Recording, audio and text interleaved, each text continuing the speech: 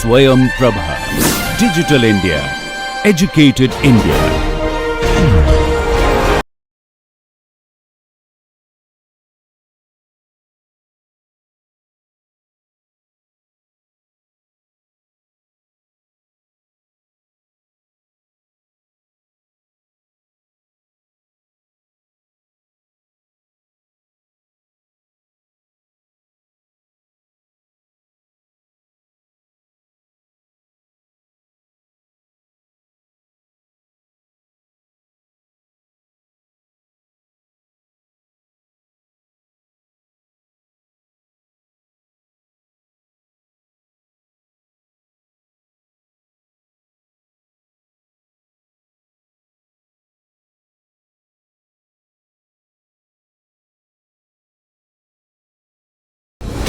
Welcome to Introduction to Machine Learning. Today we will cover miscellaneous topics. So these are short topics that will help us put some of the things in context, although we will not go into too much depth in this because most of the syllabus that I wanted to cover in the course has already been covered. So let's look at what are the objectives for this session. We will be able to write the basics of reinforcement learning, and then we will look at some example codes for basic machine learning and see how we can incorporate good coding practices and workflows in machine learning. So in reinforcement learning, there is a particular setup that we assume, and the setup has the following elements. There is what we assume is that there is an agent, and what this agent basically is, it could be a bot, could be a person, could be an animal. We can think of it like that. Basically, this is an entity that has agency. They have their own mind, so to speak, and they interact with the environment just like we do or animals do. And based on that, they learn something, but that learning comes from delayed gratification. Or so, for example, think about a cat searching for food. The food is not usually immediately available, so the cat has to first get over its laziness, venture outside, get over its fear of other predators and so forth, and then start exploring. Then only after exploring, only after following certain smells can the cat find some food. So once the cat finds the food, then that triggers a learning mechanism, hopefully, that basically positively reinforces everything else that came before the cat found the food. So this includes the paths that the cat took, the smells that the cat followed or rejected, and so forth. Similarly, if they get into a dangerous situation, then a negative reinforcement for all the past actions that led up to that negative reinforcement will be learned by the cat. So that agent in this example is a cat. So you have an agent, and this agent interacts with the environment about which the agent wants to learn.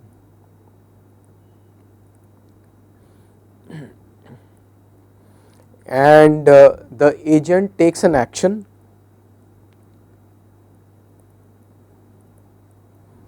right? And the environment inside the environment changes its own state, so it has its own state, and it also changes the state of the agent. So for example, whether the cat is slipping or whether the cat is getting closer, how the cat's physical position is, momentum is, and so forth. So there is a state that is maintained by the environment. So the environment gives a complete or partial feedback about the state to the agent. So it may not give a complete feedback. There may be certain things that may be hidden from the agent, and they may still be part of the environment. So but some part of that state will be observable by the agent, and the agent will give a reward. So what does that reward mean? So reward can be positive or negative. It can be a reward or a penalty, or it can be no reward also, or it can be a terminal state. So for example, if the cat dies, then that's a terminal state. If we are looking at playing games such as tic-tac-toe or chess, then winning or losing is a terminal state and so forth. So all that feedback is wrapped in the state and the reward. So the objective of the agent is to learn something called a policy, and the policy is basically how to map the current state and the rewards that we have been getting until now and the series of states that we have been in to decide what is the next course of action. So objective is to come up with a policy. Objective is to find the policy that maximizes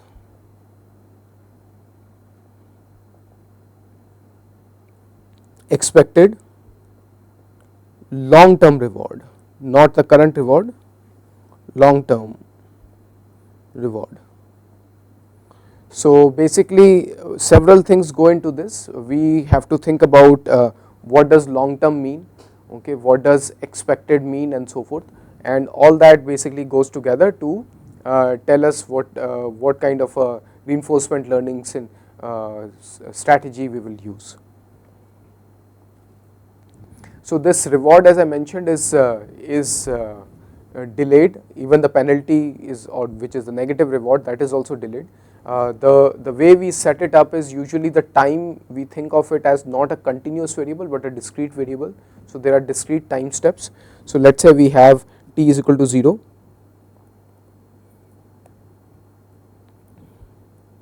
and then 1, and then 2, and then 3, and then 4 and 5, etc. Okay. So at t is equal to 0, we are in state S0, alright, and based on that we decide on some action A0, okay, and then the environment gives us a reward R0, okay. Then basically these things, these two things go into the environment, okay, and the environment gives us S1 and R1, and based on that we decide A1, okay, and then these two things again go into the environment, and the environment will give us S2 and R2, and then we will decide A2, etc. So this is how the entire system will progress. And what will happen is that ultimately it's possible that our reward, a very high reward, comes at R5. Let's say we assume that this is high reward. So if you think about games such as tic-tac-toe, in tic-tac-toe basically our objective is to try to find a line or a diagonal of 3 crosses so that we can win with a straight line. So let's say then we put a cross here, so then this will, let's say they will put it here, and somehow let's say we put it here, and the other party tries to put a 0 here, and then we put a cross here and we have won the game. So what we can see in even simple games like tic-tac-toe, that the reward comes after strategizing over the long term, and that doesn't mean that the previous actions are not useful. So previous actions may be useful.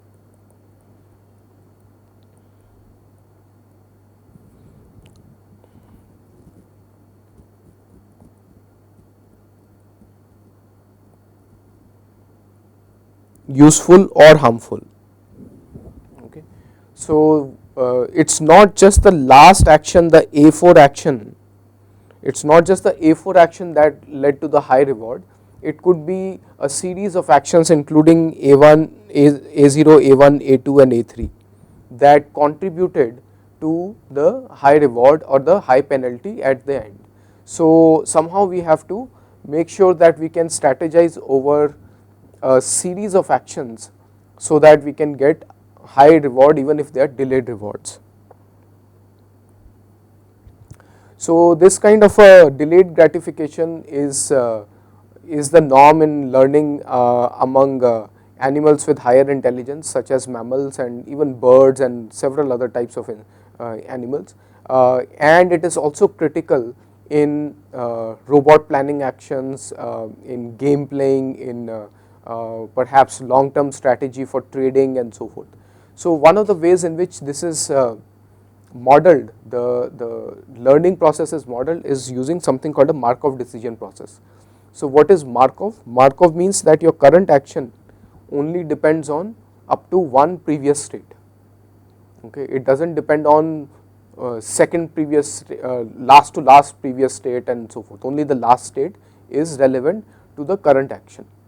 Okay, and this may or may not be true may not be a good strategy in the long term, but if we can assume, if we can build enough memory for the current state, then a lot of things can be modeled using a Markov decision process. So what we assume is that there is a set of states S, capital S, and this includes both the environment and the agent states. Okay. Similarly, we have a set of actions A. So for example, if we have tic-tac-toe, then we have 9 possible actions, which is the 9 possible squares in which we can put a cross or a knot. Okay.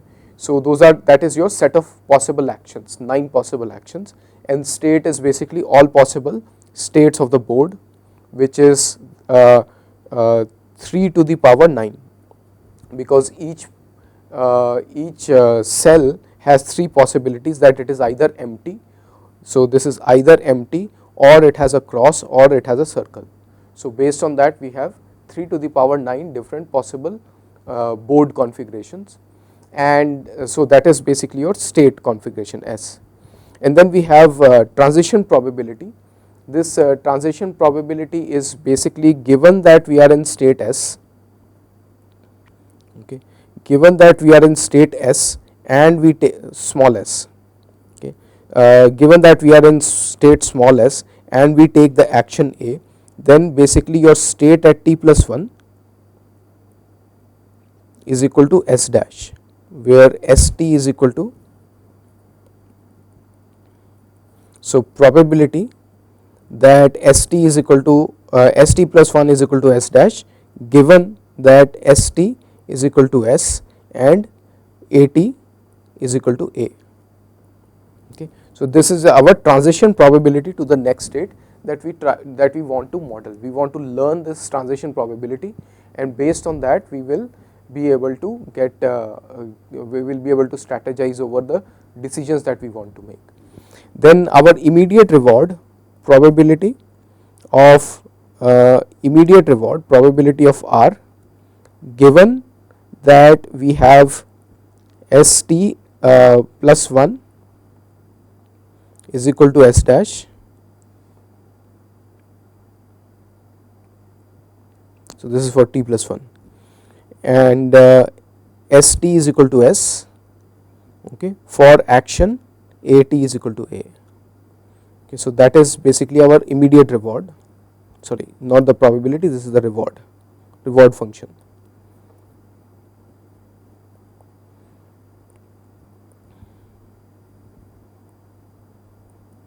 Alright, and what we want to do is we want to maximize the cumulative reward, maximize the expected cumulative reward by finding a good policy pi of As, which means given a particular state, what should be the action.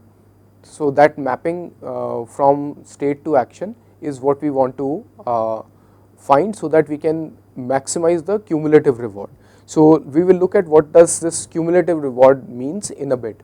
It can be simply a sum of all rewards, or it can be it can be like an average of all rewards, or it can be a discounted sum or an average of all records. So when we are trying to find a good policy, there is basically a trade-off between exploration and exploitation. So think about, even in case of animals, that there are animals that are more risk taking, they are more exploratory, they are looking at different ways in the jungle or whichever environment they are in, and we also know that if they are too exploratory, we have a saying that says curiosity killed the cat. So the cat should not be too curious, but if they are not curious, then they will not find policies for bigger rewards, such as a bigger rat or a bigger mouse that they can hunt.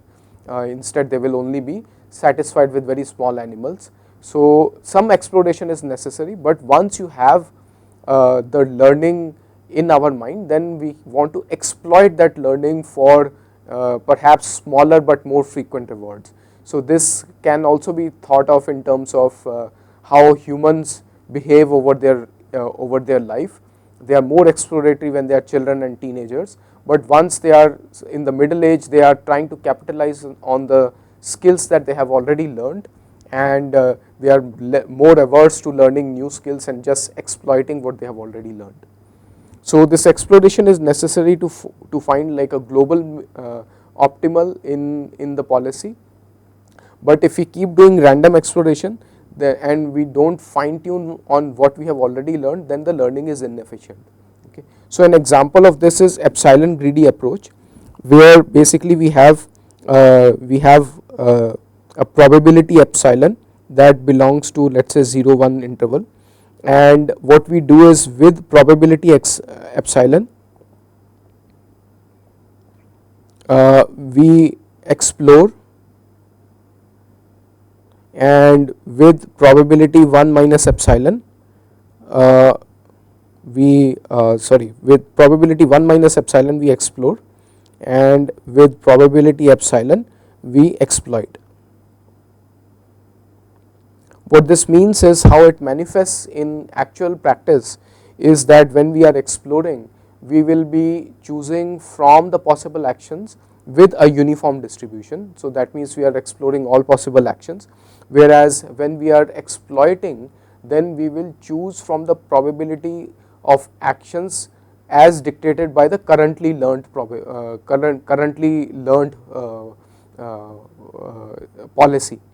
So here basically when we exploit, then choose action as per pi, which is the policy, and here we are uniformly, randomly choosing action. Okay. So here now as per pi, this pi itself could be a stochastic policy, it need not be deterministic policy, in the sense that it could actually give us a probability distribution over all the actions, where if we have learnt well, then certain actions are probably more likely than others, in which case we are more likely to pick actions slightly more deterministically with less entropy, so to speak, and when we are exploring, then we are trying to find them with more randomness. So one strategy for reinforcement learning is something called Q learning, and basically it depends on a discounting factor and learning a value function that basically helps us with deciding on the actions. So think of it this way, that let's say we have a discounting factor gamma, and what this helps us do is basically distribute the reward over all the future states.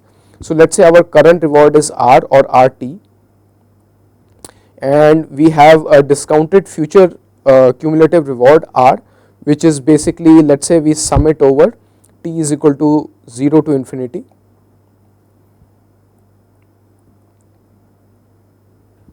okay, and we have a discount factor, okay, gamma to the power t, okay, and then we have R, so this is R for example, and this is RT. So what we are saying in this is that our current reward, okay, is R0, right. So our current reward is R0, but then since we have a probabilistic model of what is going to be the action in the next state, in the next time instance, and in the next to next time instance, and so forth, we can integrate over all of these, and based on that we can find the discounted future cumulative reward. So this discount factor belongs to 0 1. Okay, it can be like this. So here what we are saying is that if the reward comes too distant in the future, let's say discount factor gamma is equal to 0.9. So if the if the reward comes too far into the future, then we are not so interested in it. If it comes in the near future, we are more interested in it. Alright. So depending on the value of gamma, we can have a discounting factor for the future. So now we can have, for any policy pi, we can have a value function, okay, for a particular state. So which state is more valuable to us currently than other states? So that will be the one that maximizes expected future discounted reward for the given state and the given policy.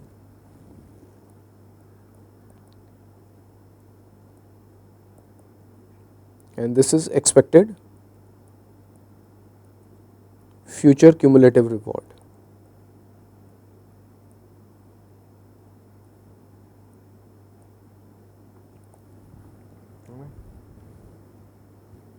So similarly, we can have an action value, which is actually more valuable information to us, because this also includes the action in the part of the function itself. So here what we are saying is that we want to maximize the expected reward, future discounted reward, cumulative reward, such that based on the current state, the policy and the action that we will choose. So this will help us decide on the better action, the one that maximizes this q pi of s comma a. Okay. And how can we learn this? One way to learn this is using q learning with temporal differencing. So basically what we do is that if we have some sort of a policy that, so this policy, let's say this is our current policy, we will update this policy using a learning algorithm where we have a learning rate, right. So this learning rate is greater than 0,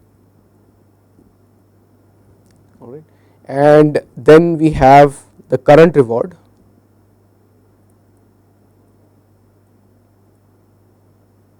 alright, and then we have a discount factor,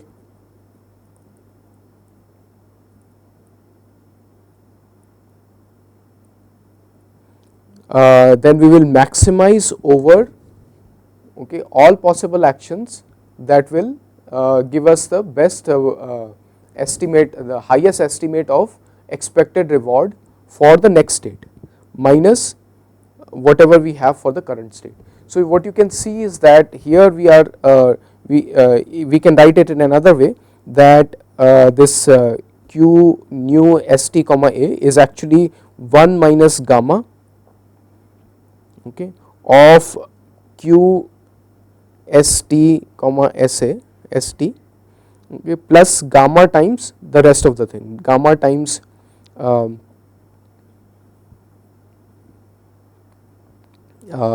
gamma times eta max of this q st comma 1 a, and then we also have this eta times rt.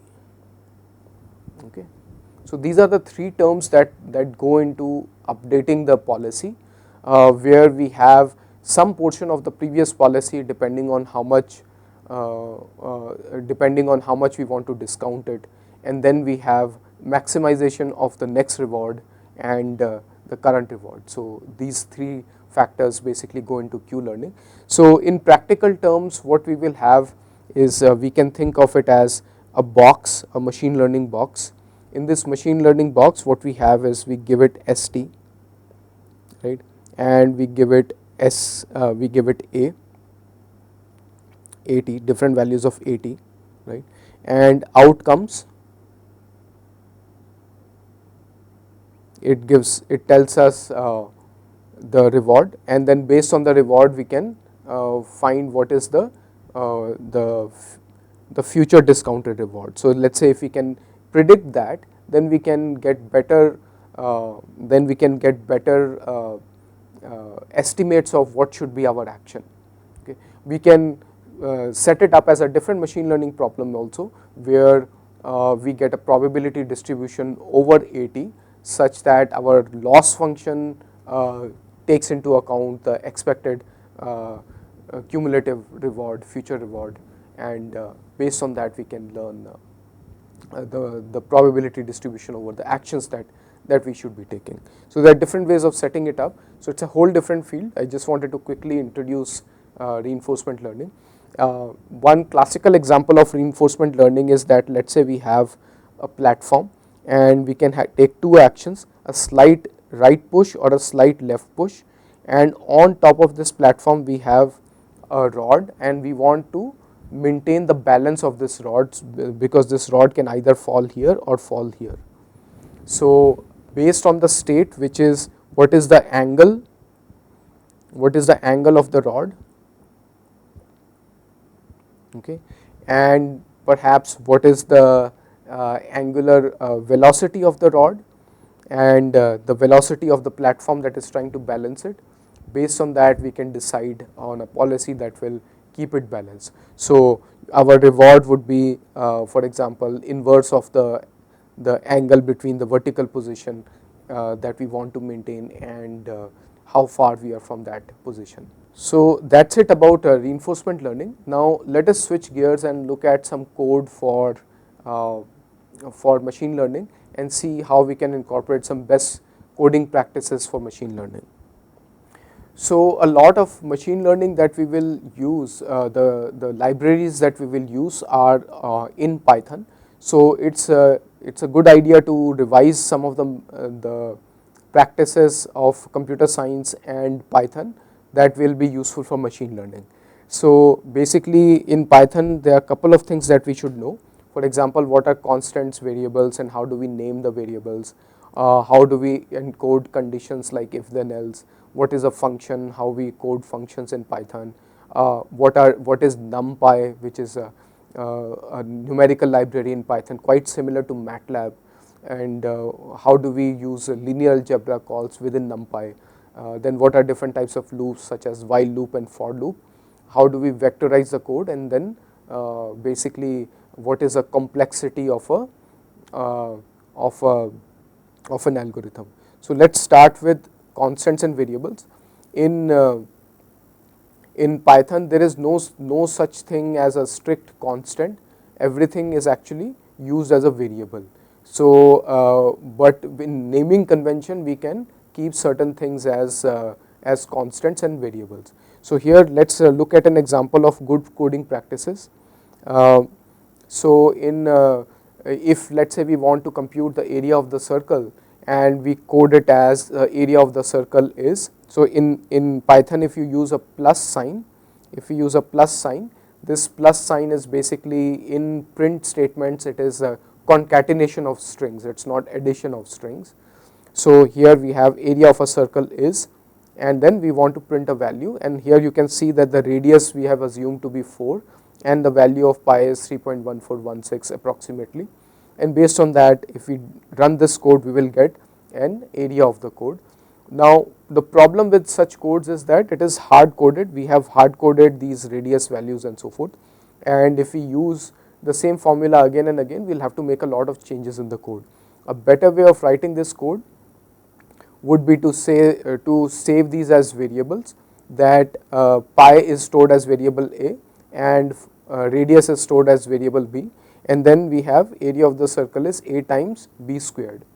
Now it gives you the same answer, but we can do even better. We can name the variables in a better way, we can name variables in a more intuitive way. So what we can say is that capital pi I, so capital we are using as a convention for constants, although there are no constants in Python. So pi is 3.1416 and then radius is 4.0.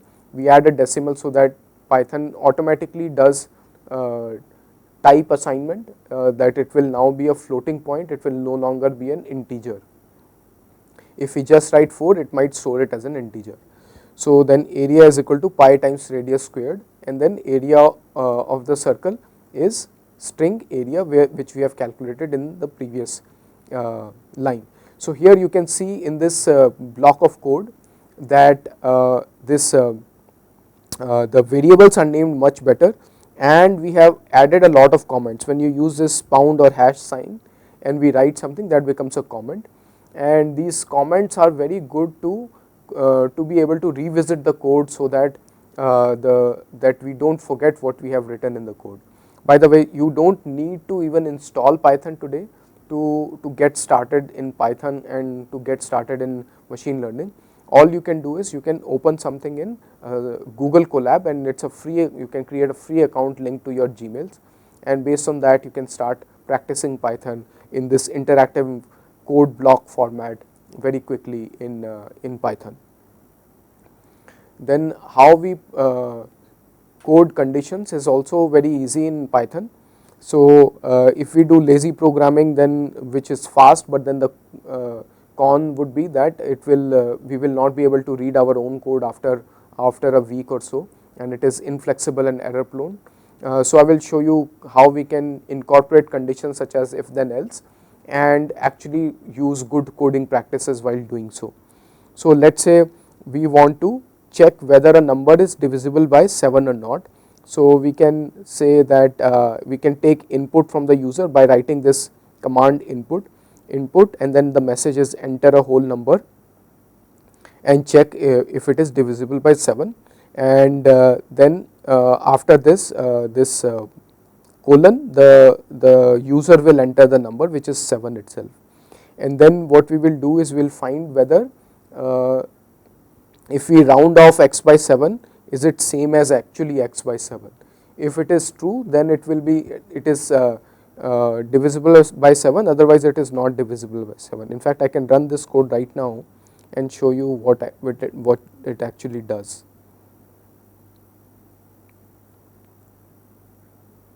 So I just need to click on this play button and it runs this block of code.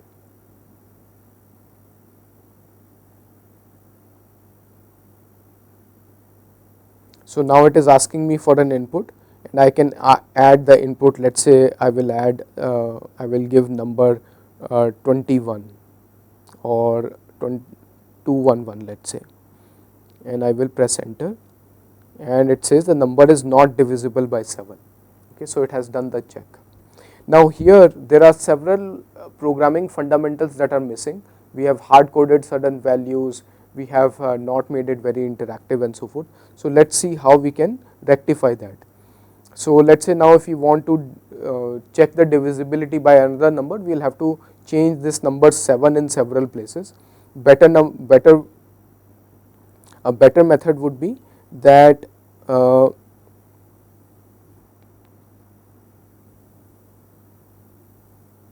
that we use good programming fundamentals, where we use we assume different types of inputs can be entered, such as strings can also be entered by mistake, and we catch them. So in the above example, if instead of 211 I had added ABC, then I would have gotten an error message. So we should catch errors before they crash our program. We should be able to use variables instead of hard coding. Variable names should be self-explanatory, plus we should use a lot of comments. So see how I can use even nested if using else if. So here I am using good coding practices. First, instead of assuming that I will always be checking divisibility by 7, I actually introduce a variable div by, and this could be 7 or 12, whatever we want. So here I am assuming it is 12, and then I ask the user to give an input, enter a whole number to see if it is divisible by the number 12, whichever I had in the above it. Now based on that, I will try a few things. Okay, so there is a command in Python to catch errors, which is called try, and if it fails, then we use except to catch the error. So try x is equal to float x. So we first check whether it is a floating point. We try to convert it to floating point. If this fails, then what we will say is that you did not enter a number, because that's going to be an error. And after that, we are checking this whether we entered a whole number or not.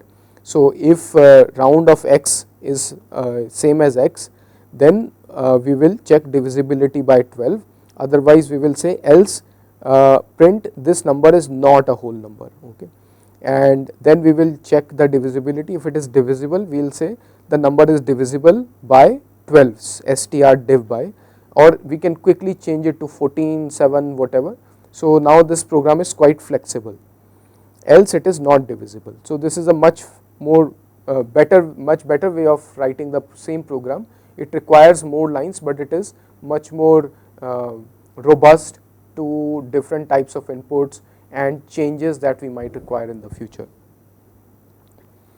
Similarly, now in Python we can also use functions just like many other programming languages, and the way to write a function is just to write this def and then check divisibility, and then we have numerator and denominator, and this function will check the divisibility.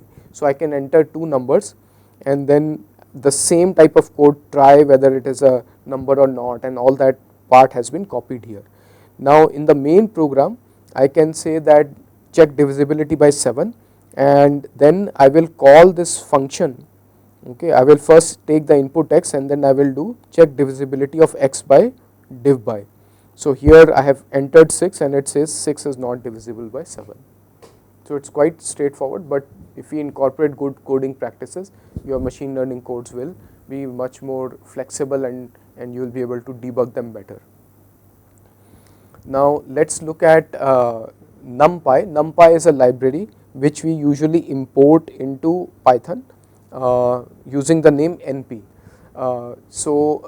This library basically allows you to define matrices and do linear algebra and a lot of other things in on these matrices. So it's quite useful in that way. So for example, we can generate a random matrix of size 3 by 2 by calling this command x is equal to np.random.random, and 3, 2 is giving the shape that it has 3 rows and 2 columns, and then if we print it we get a random matrix. We can get its transpose, np.transpose, so numpy.transpose is calling the transpose function on x, and we see that we can get the transpose of the previous matrix. Another way to get the transpose is to use dot t. So dot t is also transpose, and in NumPy this dot function is actually matrix multiplication. If we just use a multiplication asterisk sign, then it is point wise multiplication, it is not matrix multiplication. So if I want to compute x transpose times x, then I will do x dot t is the transpose and then dot x is the multiplication with x. So we will get a multiplication of a 2 cross 3 matrix with a 3 cross 2 matrix, which is a 2 cross 2 matrix. So just to show the difference, we can actually do x asterisk s, that will be point wise multiplication. So just to keep that in mind, don't confuse between the two. Okay. We can also compute inverse of a matrix in using linear algebra calls in NumPy. So the package is called linalg, linalg, linear algebra module. So np.linalg p inverse, so that is pseudo inverse of x, and we can multiply it with x, and then what we get is roughly an identity matrix. Because of floating point, underflow and overflow, what we see is that the elements are not exactly 0 and 1, but they are very close to 0 and 1 as expected. Now there are different ways of writing loops in Python. One of the basic loops is the while loop, right? And here what I have shown again in this random number guessing game. So let's say I randomly select an integer number between 1 and 10. So the way we do this in Python is that for 10 we will have 10 plus 1 given as the higher end of the range. So now we have a number between 1 and 10, and we will try we will repeatedly ask the user to guess the number, and if the number is not correct, then we will say try again. If the number is not a whole number, we will say bad input, whole number expected. If they give the right number, we will say you got it. So you can see that we have while guess is not equal to hidden, where guess is the input that we will get from the user, and based on that we will keep checking whether it is equal to hidden, which is what we had initially randomly selected. and based on that the user can give different tries, and let's say they finally got the number, then we'll print the message you got it. Okay. Now let's look at another type of loop, which is the for loop. That's also pretty straightforward in Python. It's slightly different from what you will see in C, C++, or MATLAB, in the sense that there is no you don't specify for I is equal to 1 to n or something like that. You basically give a range, and the same format works for iterating over a list where the list may not be in an increasing order or anything like that. So basically what we do is that, let's say we have a loop for I, okay. So we will have for I in, we will create a range, and that range actually goes from number 1 to number 2, okay. And so that's a slightly different way of doing this. Now what we want to show is that, let's say we create a very large array, okay, of size 1000 by 100, and we want to check that these random integers, okay, are all which one of these are divisible by 7. So one way to do this is to have two nested loops, one for the rows, one for the columns, so 1 over I, 1 over j, and then inside that we are checking the divisibility and counting the number of elements that are divisible by 1. So we are updating the count by count plus equal to 1 by updating it whenever it is divisible by 7. Now if we do this, the time that it will take is a lot longer, because we are not able to parallelize this code. This parallelization is very necessary and it can speed up the code. So whenever possible, whenever you have arrays like this, try to avoid using for loops by something called vectorization. So let's see how we can quickly do this much faster. So again we are defining our 1000 by 100 matrix, alright, and we are extracting the number of rows and the number of columns using this shape function over the variable x. And this tick and talk basically is similar to tick and talk that we are used to using in MATLAB. Here instead of that we need to use this library time and do time.perf counter, and then basically we multiply it with 10,000 to make it to basically get the microseconds. So now what we are doing is that I want to now do this without the for loops. So I want to do this without the for loop, I want to do it with vectorization. So what I will do is, let's say I have defined the matrix again, a 1000 by 100 matrix, right, and now I have the counter, the tick and the talk, but my instead of two for loops I am just doing this in a single step. So how I am doing this in a single step is that I am taking this entire matrix X, dividing, so if I divide it by 7, basically each element is divided by 7, and then we are multiplying it with 7 again after rounding it off, and then we are computing it element wise, we are computing its equality with its original version. So once we have done that, now we have a matrix of zeros and ones, where ones or trues and false, where true is whenever it is equal to whenever it was divisible by 7, and false when it was not divisible by 7, and the size of that binary matrix is 1000 by 100.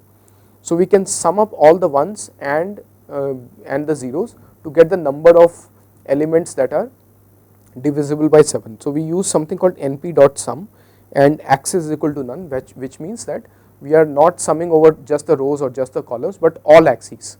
So once we do that, we will get the count, and that count basically tells us how many elements are divisible by 7, but in a much shorter time.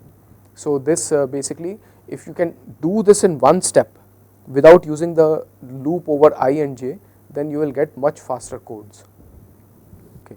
Now let's look at some more code examples for machine learning. So this is a general recipe for a machine learning project. So let's say we are given a problem statement where we have to build a classifier and test it, or test whether certain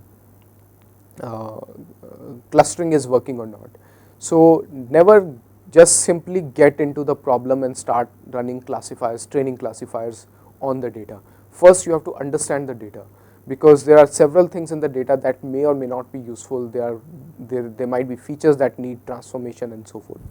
So basically the first step is to determine high level goals, understand if you build the model whether it will be useful or not. Do you have a choice of building a separate model with different kinds of inputs and different outputs? So basically determine your high level goals, your desired output and the relevant input, and collect the data reasonably and ethically. So do not, for example, violate privacy and laws and so forth to collect the data. Don't collect it with like very significantly high cost, that the cost of data collection is much more than the utility of the model and so forth. So this is our step 0. Assuming that this step 0 has already been taken care of, the first thing that we will start with is exploratory data analysis. We will read the input files, okay, and we will display the values and the distribution of each variable. We will eliminate redundant variables and useless variables and add any dummy variables if needed. I will go through these steps in a bit. Then we will shortlist machine learning models, set up the training loops and rigorous validation to avoid overfitting and underfitting with lots of random data splits.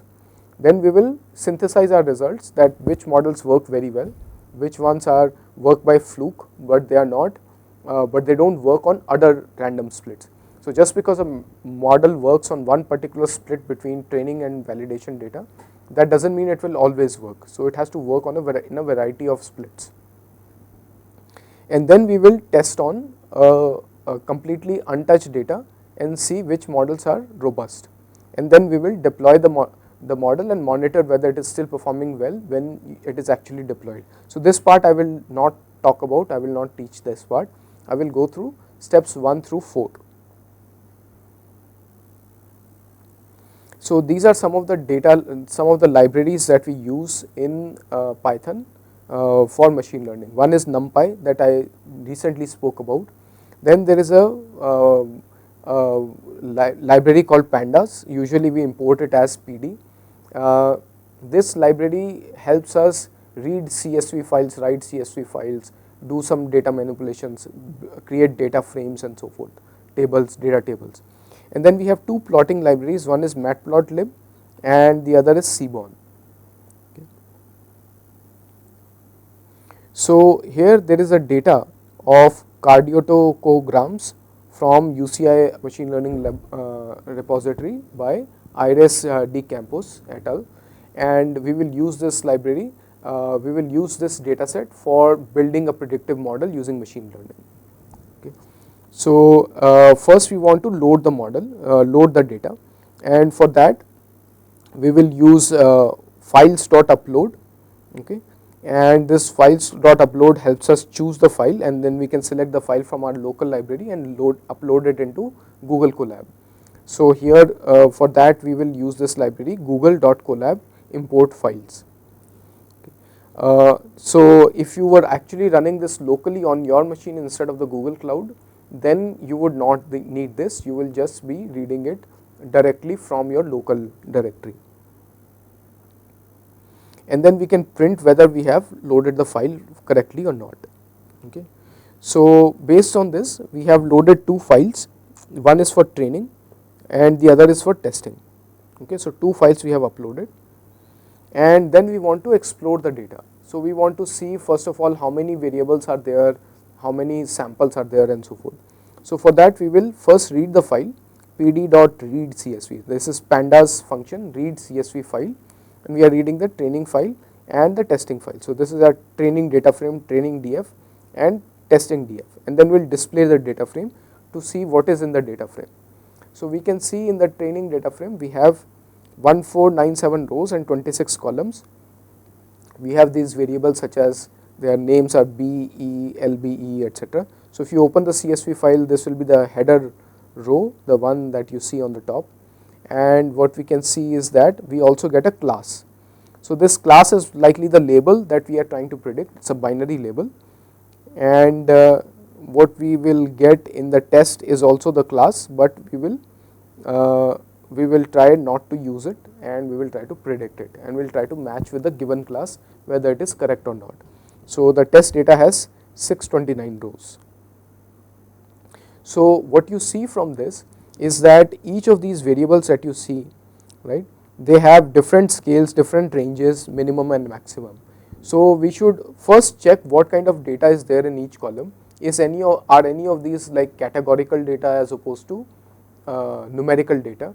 Are there missing values? Because then we may not be able to use those rows that have missing values, and look at the histograms to see whether they are not like right skewed or left skewed, so that we need to do a data transformation, and whether there is a good spread among the values that we see.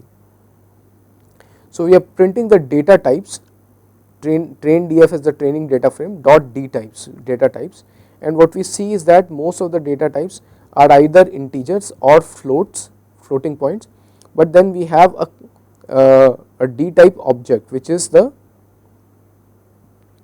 one of them is an object, right. So all data types are either integer or float, okay, that is that they are numerical. So actually there is no object data type, all of them are either integer or float. Now what we will do is whether they have, we will check if they have diverse values by plotting their histograms or the number of values that they have, and look at whether they have any null values. So here I have written some code where I will iterate through all the columns.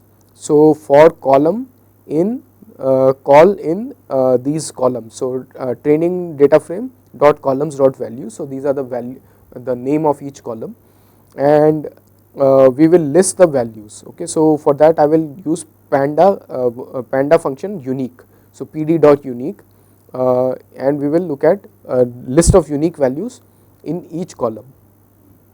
Then I will print with how many unique values it has, and if it has less than 10 unique values, then I will list the values also, okay. So what you can see is that B column is integer 64, it has 794 unique values and no null entries. I am also checking number of null entries here, where am I checking? Yeah, so if I scroll to the right,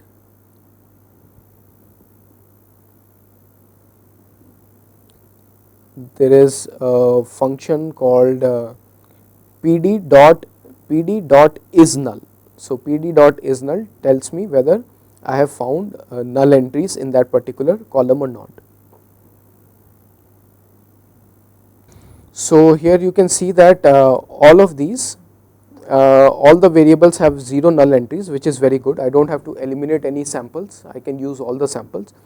Some have hundreds of unique values, some have few unique values, and whenever the unique values are few, let us say only 2, then I am also listing the number, the unique values, which is 0, 1. This has 5 unique values, which is 0, 2, 1, 3, 4, etc. Okay. Alright. So none of the columns have any null values. There are only 2 classes.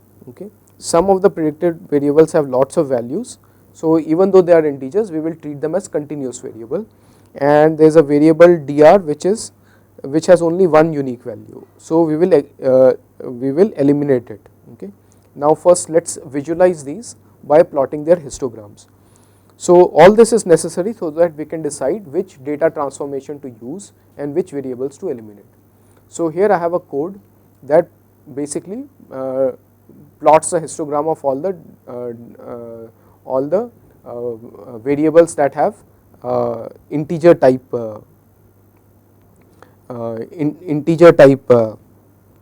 or discrete type of data.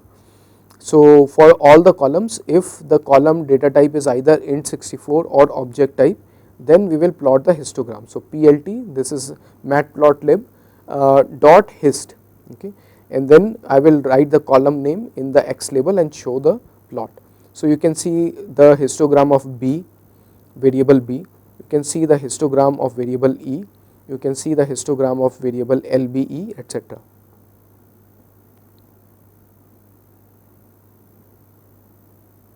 Okay.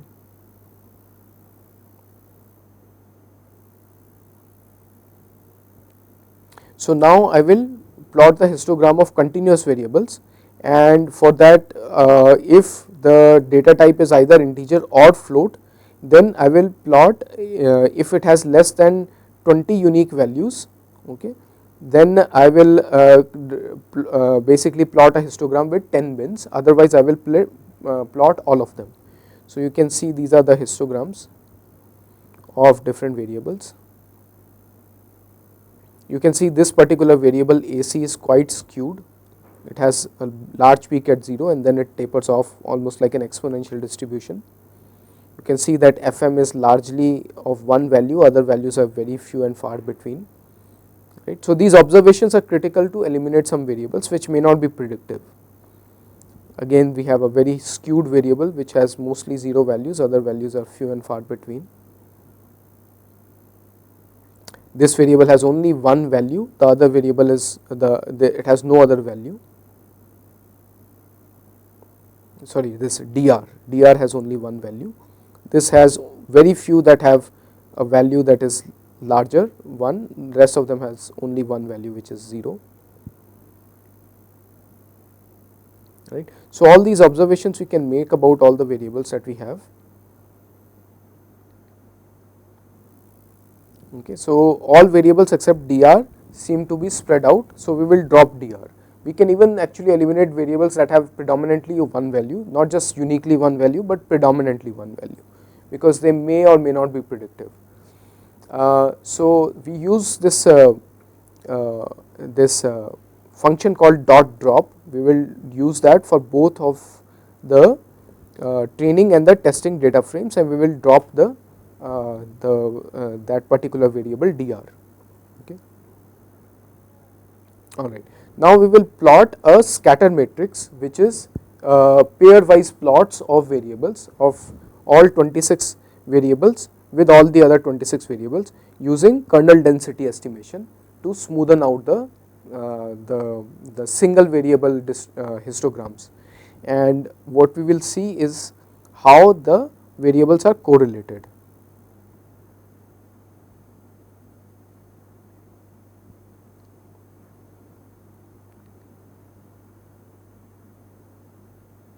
So this is the plot that comes out using that command. What you can see in the diagonal, it is not a scatter plot. In the diagonal, it is basically the histogram of a single variable, and in off diagonal it shows you the scatter plot of two variables, all pairs of variables.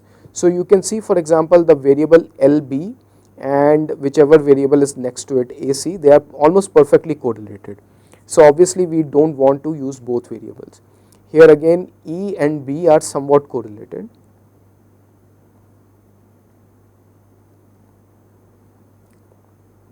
And then you can see the binary variables they have, you will see these lines, either horizontal lines or vertical lines, that tells you that one of the variable is highly quantized, highly discrete, whereas the other might be more continuous. So looks like variable pairs whose scatter looks like a straight line or thin curves, they are correlated, and some of those should be eliminated. Variables whose scatter show multiple vertical or horizontal lines are heavily quantized, just for our information. For clustering, if we want to cluster these, then we will be interested in distinct groups in scatter plot. Sometimes it is obvious to see that there are two clusters or so forth. So for example, here it looks like we have one cluster here, one cluster here. May not be a good example, there might be better examples. Here we can see like two clusters.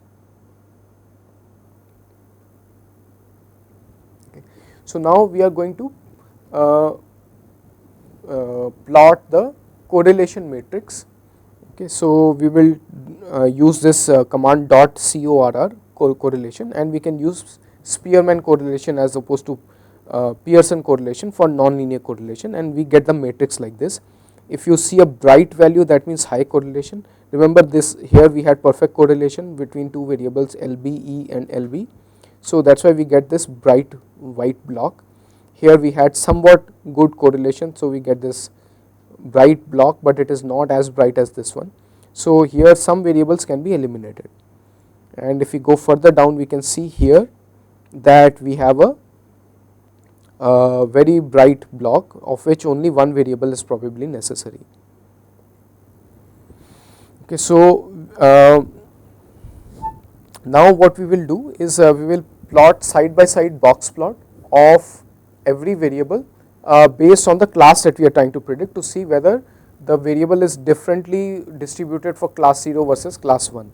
So we use this command called .boxplot and by class.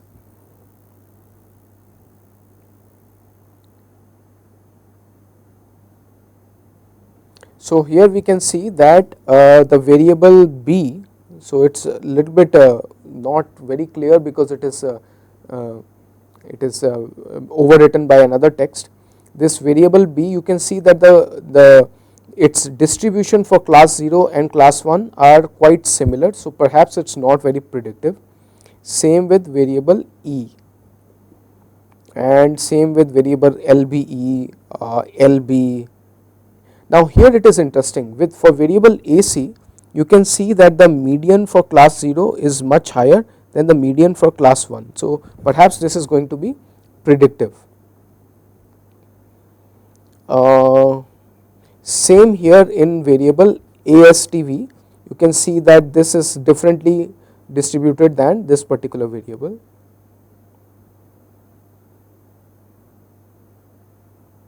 And so forth. So here it is definitely differently distributed. Okay. So here most of the values are 0, so we are not getting any distribution at all. Anyway, so here again it is different, this variable min is different for class 0 versus class 1, it is differently distributed. So this gives us hope that we can build a machine learning model that will be able to predict the class based on some of these variables. Okay.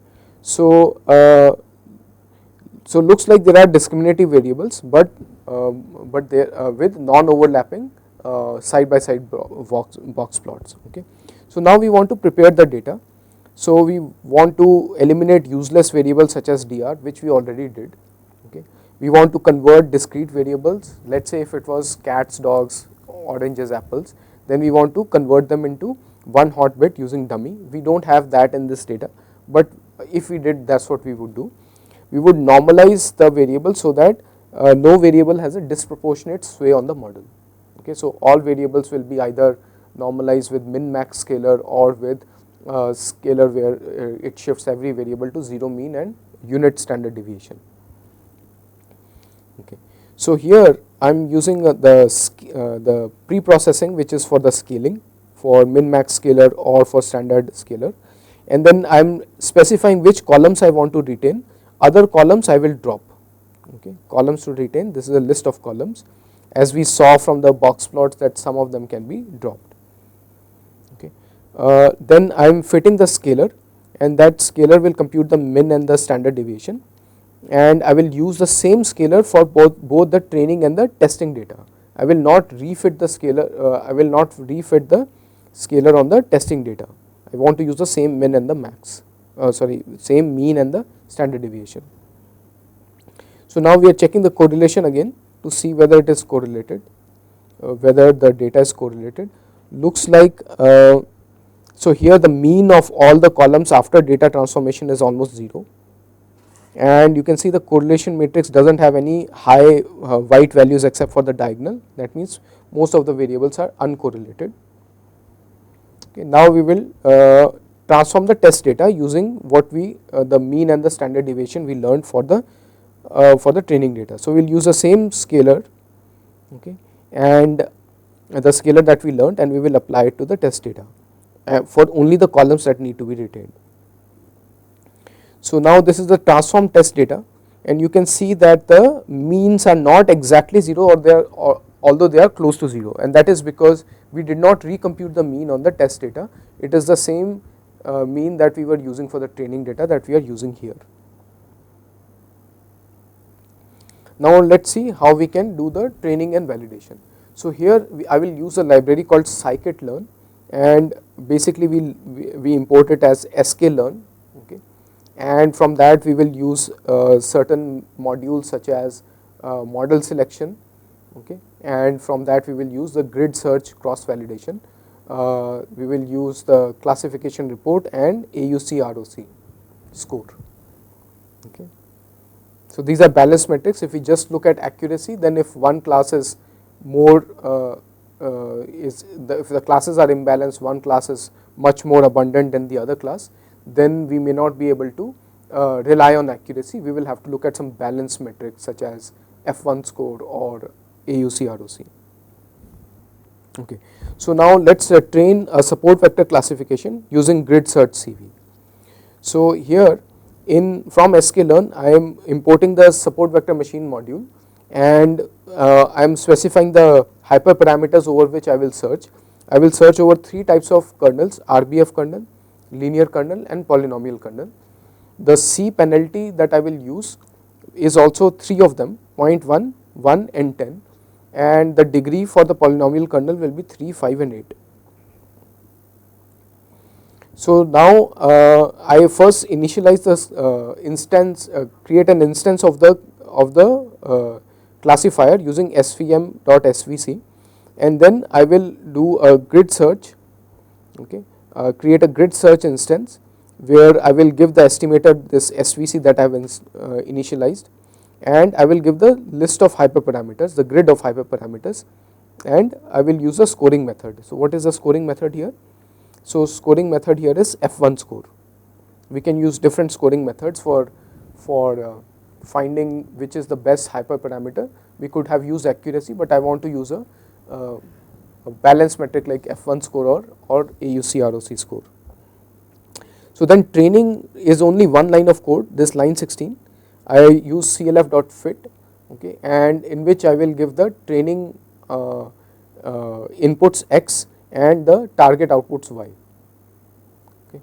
And then based on that I will print the best parameters and the score for the best parameters.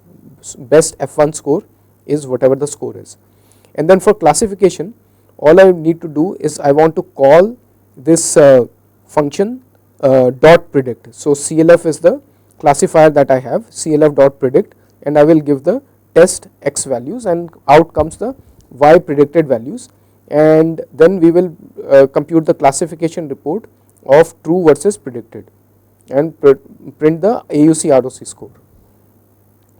So when I run this block of code, you can see that the best parameters are C is equal to 1, degree is 3, it's not necessary, I guess here it is going to be the sigma of the RBF kernel and the RBF kernel, and best F1 score is 0.87. Okay.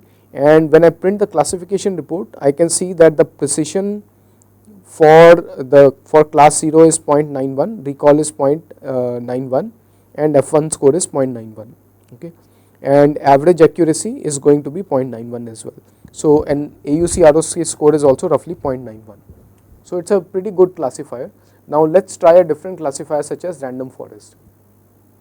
So again from scikit-learn, from this module called ensemble, I import random forest classifier, and here RFC is my random forest classifier, is a instance of this class random forest classifier.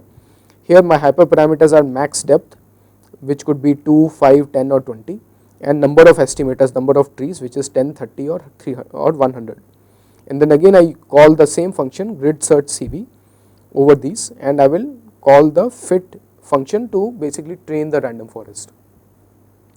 Then I will doing the same thing, printing the results, and what I see is that with a max depth of 10 and number of estimators as 100, I get better results. F1 score is 0.89, and my precision and recall have also improved, and my test ROC is around 0.95.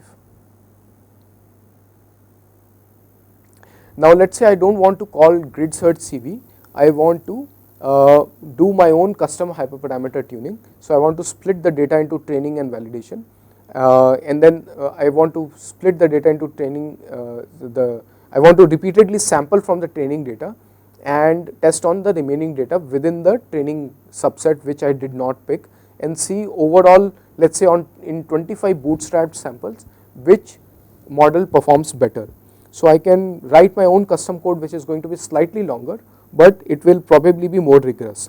So I choose the number of trials I will do using bootstrap samples, so 25 trials, and my range of hyperparameters, the log value of C will be between, for support vector classification will be between, log of C will be between -3 and 9. So I am choosing the hyperparameter in a log range, in an exponential range. So it will be e to the power -3 to e to the power 9. So number of parameters is basically what is the shape of the size of this grid that I am trying to plot, and then I will compute the AUC.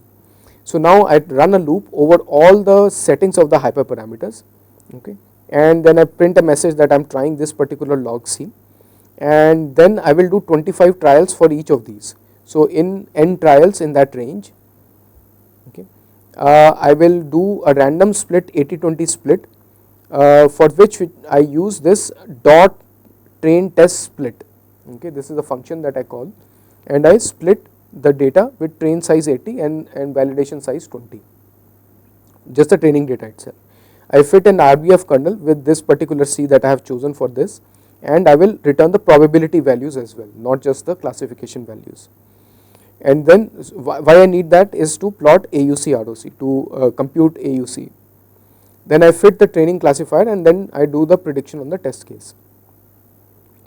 On the test case, I will look at the prediction and the actual values, and based on that I am computing the AUC. So then we will take the typical AUC, which is the mean of all of these, and print it out. So here you can see that it is trying different C values, log C is equal to -3 to log C is equal to 8, okay, and then I am plotting the typical AUCs for different values of C, different values of log C. So you can see that the AUC goes up, it goes to a maximum value, and then it starts to decrease. So there is a sweet spot which tells me that there is a hyperparameter tuning that I could have done, where I can get AUC as high as 0.92, which is slightly better than 0.91 that I got earlier, okay. So I can do a similar loop for the kernel width, which is the width of the RBF kernel, and with the same log gamma, what I can see is that I can get for very small widths I get poor performance, for very high widths also I get poor performance. There is a sweet spot where I get better performance than the others, okay. So now let us do the same thing, let us try to get the same fitting process, but now for an unsupervised problem, which is clustering. So I will use the same data, but I will try to do the clustering. So now that data had 25 variables, and it is not easy to view those 25 variables. Actually it is less than 25 because we eliminated some variables, but yet it was high dimensional data, not 2 dimensions, so we cannot visualize it. So here I will use tsne to visualize the data.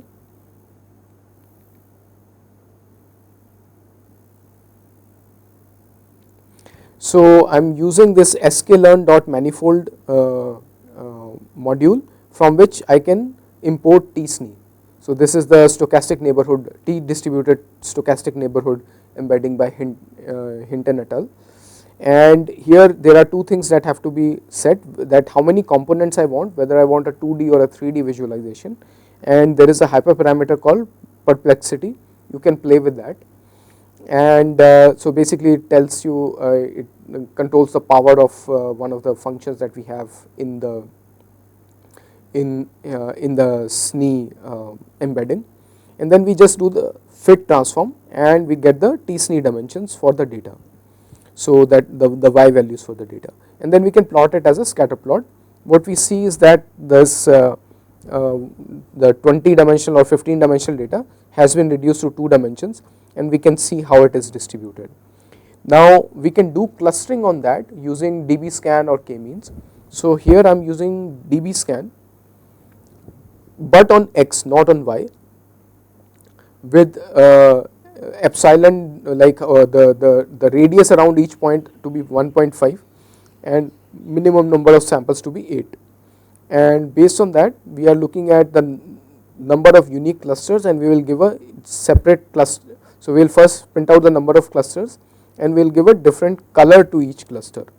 So what we can see is that with the given values I get 6 clusters, and they do not seem very well distributed. There is a very small cluster here, very small cluster here, small cluster here, etc. But there are 2 dominant clusters, the orange one and the blue one. So then I try k-means. So here I use sklearn.cluster, from which I can import k-means, and here I am trying different cluster numbers from 2 to 8. Okay, always remember this 9 is actually going to be 9 minus 1, and for each k we will initialize 5 times just to be sure. Okay, and then we will plot the cluster purity. We will plot the metrics such as Davis-Borden criteria and the elbow method to see the fit of each cluster. Okay. So we have a trial score. For each trial we have a trial score and a trial purity. Okay. So what is purity? Purity is basically cross checking with classification labels that whether a particular cluster has mostly one class or the other class. So now we are doing this trial. For each trial we will do the fit of the k-means, and then we will do the Davis-Borden score from the metrics. Okay, and then we will compute the purity, and this works only if you have balanced classes, because k-means tries to find balanced clusters. And because we assume that impurity is going to be around 0.5 if it is not if it is two classes and it is imbalanced, it is perfectly balanced, sorry. Then we are trying to plot the 2D t-SNE also for visualization. So when we run this loop, what we get is 2 SNE for k is equal to 2, looks very nice, where we have the blue cluster and the orange cluster. So remember, this doesn't look like k-means because the k-means was not done in 2 dimensions. K-means was done in the original space. This is the visualization in 2-dimensional space. So here we can see the cluster purity was 0.37, and when we increase the number of clusters, cluster purity increases, our Davis-Borden score increases, and so forth. But then cluster purity starts to decrease. So we have some ideal number of clusters, after which perhaps either it doesn't make a difference or it is useless, or it starts to decrease. So if you look at the Davis-Borden criteria, this is a false peak, but we do have a true peak which is 5 clusters, right? And what we see is that average cluster purity kind of peaks at 5 and it kind of stays at the same way, same level. So here it seems like k is equal to 5 is a good choice. So this could be one way to find the ideal number of clusters. So hopefully you got a good idea of how to set up a machine learning experiment right from the time of starting with exploratory data analysis, data cleanup, data transformations, and then only getting into machine learning models, then doing rigorous cross validation or bootstrap validation, and then only using it on the test data and finding the using the best hyperparameters on the test data. All right, thank you.